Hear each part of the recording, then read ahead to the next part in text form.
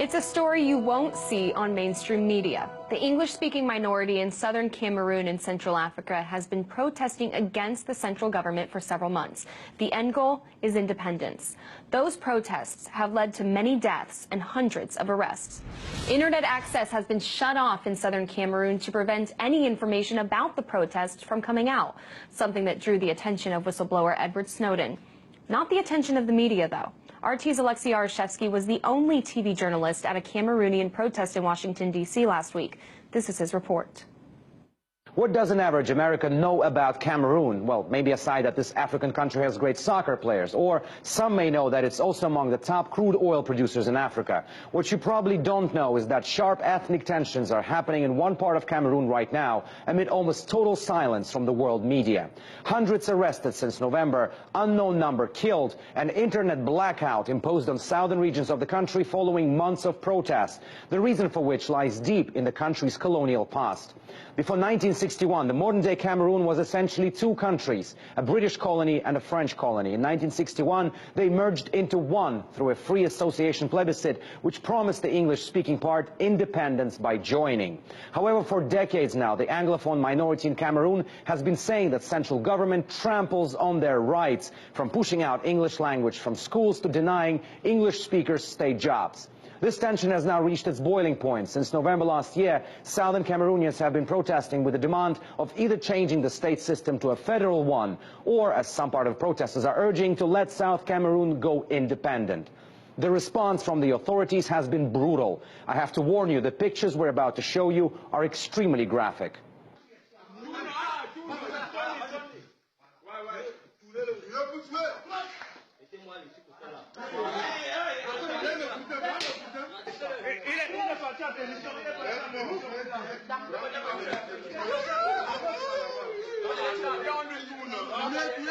It's hard to independently verify the authenticity of this video, but South Cameroonians insist it shows the authorities clamping down on Anglophone protesters. And we can see in it people dressed in BIR t-shirts. That is the name of the Cameroonian government's troops.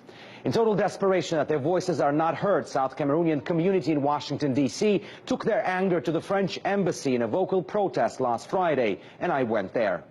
The police, the gendarmes, the army, in fact, we are now occupied like it is a war theater.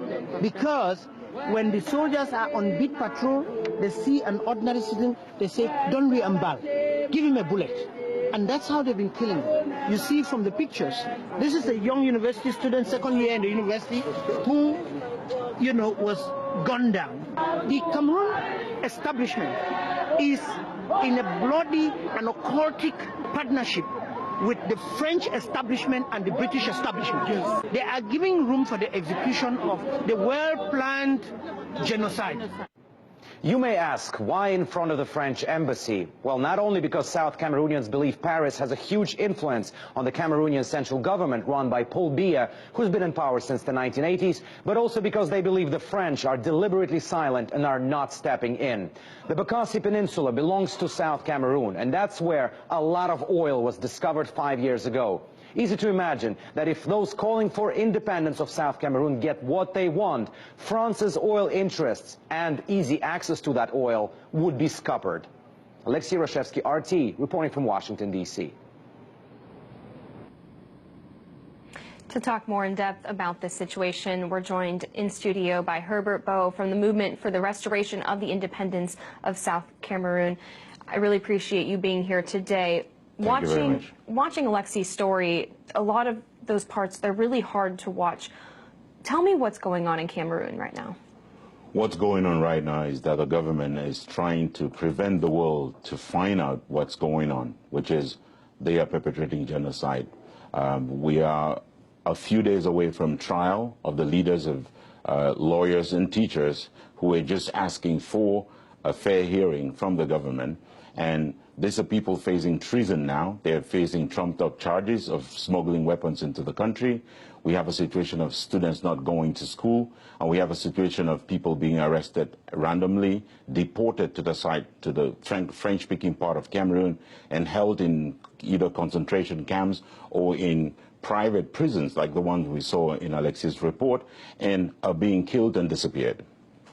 Are there historic reasons for these calls for independence? Obviously, there's a reason for it. This escalation sounds terrible for the minority.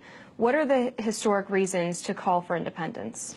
Very briefly, from 1953 to 1961, this part of Cameroon had a self-government of its own that broke away from Nigeria after 44 years of association with Nigeria and put together a government of their own.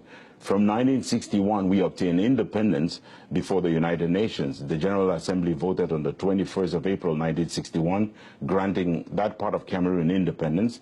On the 1st of October, 1961, we were supposed to form a union of two federated states, two equal federated states. What we have gone through now is what we call linguistic apartheid. We've gone through a period when we are second-class citizens, perhaps third-class citizens.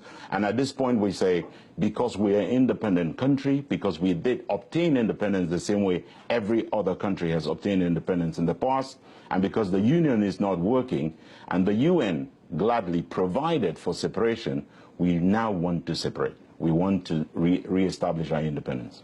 How long has the situation been this detrimental to the point that we're at right now?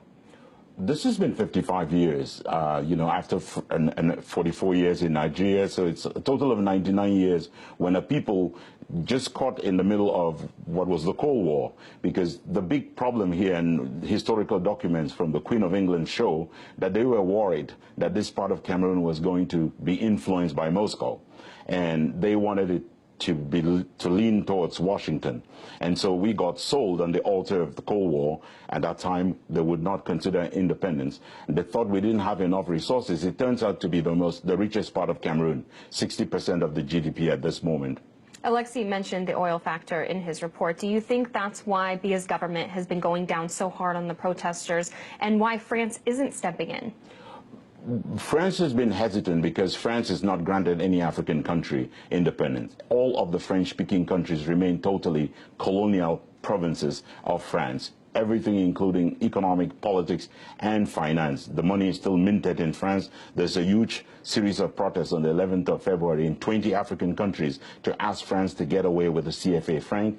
And France really fears what will be a domino effect across Africa if these were to happen in southern Cameroon. And so France is kind of frightened. They won't entertain this idea. And the government of Mr. Biya has lived only because of savagery, has survived because of this barbaric treatment of people. And like every dictator, he believes that this is the way he's going to stop our people. But for the first time, we've got a groundswell that is, in my opinion, completely unstoppable.